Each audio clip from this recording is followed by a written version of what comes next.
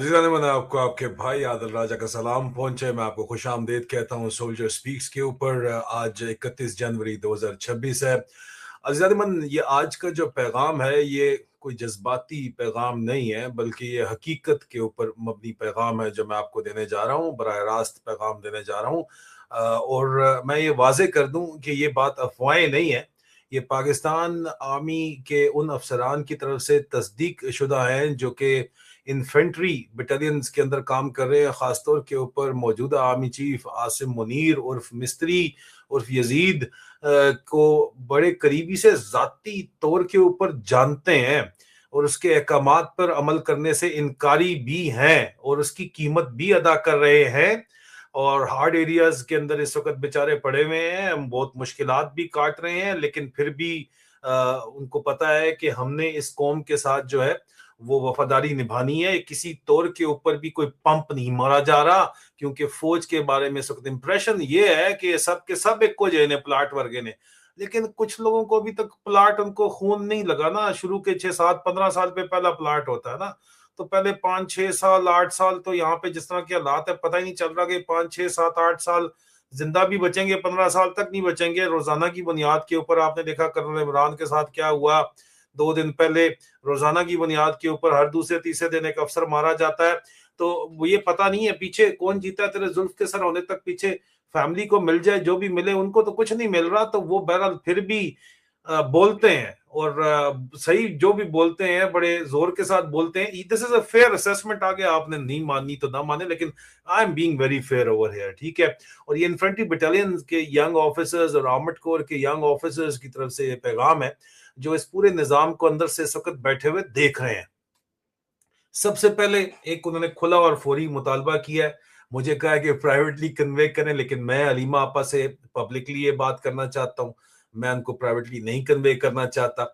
और तरीके इंसाफ के वो कहते हैं कि जो उनके खानदान में मौजूद तमाम संजीदा और मुखलिस अफराद से ये गुजारिश है कि पाकिस्तानी इन फौजी अफसरान की तरफ से कि वो पीटीआई के चेयरमैन और सेक्रेटरी जनरल से फौरी जवाब तलब करें। चेयरमैन गोबर खान है, वो गोबर खान है। राजा सलमान अकरम साहब के ऊपर बहुत ज्यादा तनकीद हो रही है।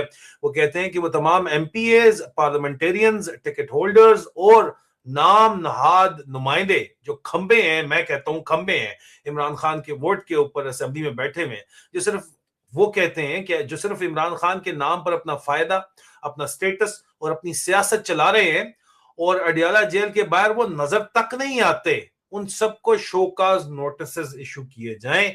मैं जवाब भी पब्लिकली दे दूं मेरे भाई, मैंने जवाब आपको प्राइवेटली तो अभी तक नहीं दिया।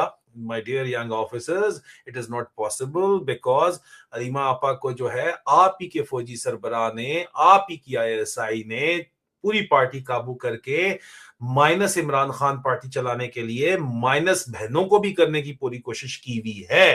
बहरहाल आपकी जो बात है, पैगाम है, मैं पब्लिकली आपकी ख्वाहिश के ऊपर पहुंचा रहा हूं। और मजीद आप कहते हैं कि ये बात साफ आप करना चाहते हैं शोकाज नोटिस दे के कि या तो एक सफ में खड़े हो जाओ या फिर दरवाजा खुला है, जाओ काम करो, ठीक है। ये वो कह रहे हैं। वो कह रहे हैं कि लीमा आपा इस बात के डिमांड करें कि ऐलान करें कि या तो यहां पे आगे खड़े हो या जाओ काम करो, ठीक है। और मजीद बर्दाश्त नहीं हो सकता। Enough is bloody enough. ये लैंग्वेज फौजी वैसे इस्तेमाल करते हैं, कोई शक नहीं है। और सीनियर फौजी जूनियर फौजी पर स्टेशन के अंदर नजर आते हैं, यहाँ पे गालियां आवाम से पड़ रही हैं, खा रहे हैं। प्लाट बहुत दूर है, प्लाट के बगैर भी लोग छोड़ के भी जा रहे हैं बेतहाशा। रेजिग्नेशन की रिकॉर्ड तादाद है इस वक्त। मजीद वो कहते हैं कि ये पैगाम दे कि ये बात अब पूरे मुल्क में वाजे होनी चाहिए कि तहरीक इंसाफ सिर्फ और सिर्फ इमरान खान की है, माइनस इमरान खान हो ही नहीं सकता। अवाम को तो क्लियर है मेरी जान, लेकिन वो कहते हैं पूरे मुल्क में हर किसी को वाजे कर दें। और मजीद वो कहते हैं कि पाकिस्तान की आवाम की तरीके इंसाफ है और इमरान खान की तरीके इंसाफ है, न किसी स्टैब्लिशमेंट की तरीके इंसाफ है, न किसी मौका परस्त की तरीके इंसाफ है, न किसी खामोश तमाशाई की तरीके इंसाफ है। ये बात लाउड एंड क्लियर होनी चाहिए, पीरियड। ये एक खास स्टाइल होता है यंग ऑफिसर्स का। ये उसी स्टाइल में मैंने कहा कि वो एक दूसरे से जब बात करते हैं तो अपने कॉल साइन से बात करते हैं और कहते हैं alright well 17 19er to 9er, how do you hear me? अगला बंदा कहता है I hear you loud and clear. वो कह रहा है loud and clear बताओ सालों सबको कि पीटीआई सिर्फ खान की है और किसी की नहीं है, ना आसिम मुनीर की है, ना उसके बाप की है, ना आसिम मलिक की है, ना उसके पियो की है, ना डर्टी हैरी की है, सिर्फ खान की और पाकिस्तान की अवाम की है. This is the message, I am just the messenger, don't shoot the messenger. मजीद वो कहते हैं कि आप खैबर पख्तूनख्वा की भी बात कर लें. उन लोगों ने कहा, उन्होंने कहा सुहेल अफरीदी साहब, अब वक्त आ गया है कि आप हकीकत को समझें. जो पश्तून, और पश्तून अफसर्स बहुत ज्यादा है, आपको पता है, उनके साथ बहुत जुल्म भी हो रहा है, लेकिन बहुत से लोग जीटी रोड के पठान बन के साथ मिले हुए भी हैं. लेकिन वो कहते हैं कि आप ये बात समझें, ये हकीकत समझें कि आप एक ऐसे सूबे के वजीर आला हैं जो पश्तून गैरत, जमीर और सच्चाई की पहचान रखता है, वहां पे बैठा हुआ है, जो इमरान खान का पहला सियासी किला बना 2013 के अंदर, जो स्ट्रेटेजिक लिहाज से पूरे मुल्क की शारग है, जो कबायली ताकत, अवामी जज्बे और तारीख का मरकज है. ये कोई आम कुर्सी नहीं है सुहेल अफरीदी साहब, ये एक बहुत बड़ी जिम्मेदारी और बहुत बड़ी ताकत है. और ये आपको फौजी अफसर जो केपी में भी बैठे हुए हैं, पंजाब में भी जो बैठे हुए हैं, वो कह रहे हैं यार आगे छोड़ो, चलो छोड़ो, नौजवान कह रहे हैं, ठीक है, लेकिन आपको समझा रहे हैं, आपकी ताकत समझा रहे हैं आपको. मजीद वो कहते हैं आपके पास सुहेल अफरीदी साहब सूबाई मशीनरी है, महकमे है, खजानों में अरबे रुपए हैं, और सबसे बढ़ के पश्तून अवाम का जज्बा और उनकी जो आवाज आपके पास है. और अगर ये सब कुछ सिर्फ फाइलों और मीटिंग्स के लिए है तो फिर ये ताकत जाया हो रही है. अब वक्त आ गया है कि फेडरल हुकूमत और इसके आकाओं को जो जीएचक्यू में बैठे खुलेआम चैलेंज किया जाए. एक मुनज्जम, वाज़े और मकसदी अवामी तहरीक शुरू की जाए. बयानिया, एजेंडा और हिकमत अमली बिल्कुल वाज़े होनी चाहिए, कंफ्यूजन नहीं होनी चाहिए. बहुत कंफ्यूजन है इस वक्त.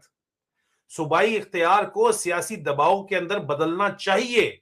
सूबाई इख्तियार को सियासी दबाव में बदलना चाहिए, जो आपका प्रीवियस बॉस स्वीट बॉय नहीं कर सका. वो कहते हैं ये खाम ख्याली छोड़ दें कि खामोशी, दरखास्तें या सिर्फ पुरमन अपीलें जालिम और निजाम का दिल पिघला देंगी. ये लोग ना नरम हैं ना मासूम हैं, ये प्यार की बात समझने वाले नहीं है. और वो जो कहावत है कि लातों के भूत बातों से नहीं मानते, बात को समझें.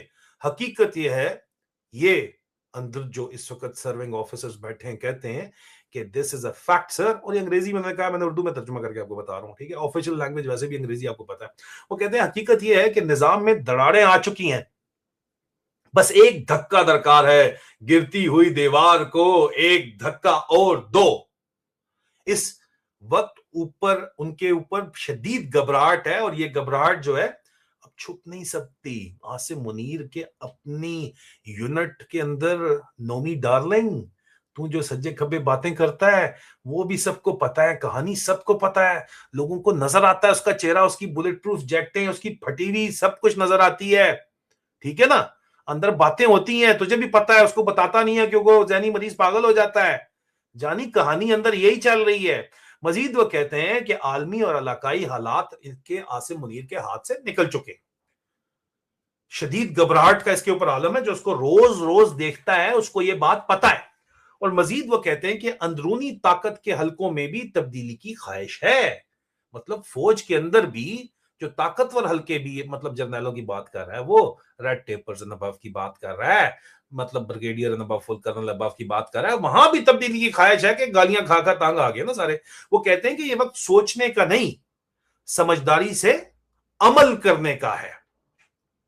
और कहते हैं कि अगर वजीर आला साहब खुद आगे आने में हिचकिचाहट महसूस करते हैं तो याद रखें, इस कौम में ऐसे लोग मौजूद हैं जो निजाम को जानते हैं, जो आंखों में आंखें डालकर बात कर सकते हैं, जो कीमत अदा करने के लिए तैयार हैं. लेकिन ये सब एक मुनज्जम हिकमत अमली के तहत होना चाहिए, न कि जज्बात में. कुदरत ने एक मौका दिया है, सिस्टम अंदर से खड़खड़ा रहा है, लड़खड़ा रहा है. ऐसे मौके बार बार नहीं आते. अगर अब भी ये आप खामोश रहे, अब भी खामोशी रही, तो तारीख आपको माफ नहीं करेगी। सैयद अफरीदी साहब and the rest of the party. आखिर में एक वो उन्होंने मजीद जाती बात मेरे साथ की है जो कि मैं आपके साथ शेयर नहीं कर सकता। कुछ अफसरान है जो कि मैं प्राइवेटली शेयर कर सकता हूँ, यहाँ पे शेयर नहीं कर सकता। और जाती बातचीत के अंदर उन्होंने जो है वो आखिर में दुआ जरूर की कि हमारी अल्लाह पाक से दुआ है कि वो हक के इस जहाज को साहिल तक पहुंचाए और बातिल के निजाम को इसकी अपनी ही साजिशों में उलझा दे। आमीन सुम्मा आमीन। मैंने अपना अमानत मेरे ऊपर थी, अमानत के तौर के ऊपर मुझे बात पहुंचाई गई। मैंने अपना हक अदा कर दिया अमानत का, अमानत मैंने पहुंचा दी कौम तक। अब कौम की मर्जी है कि वो इसको कहां तक पहुंचाते हैं, कहां तक लेके जाते हैं। अपना ख्याल रखिए। फी अमान अल्लाह। पाकिस्तान पाइंदाबाद।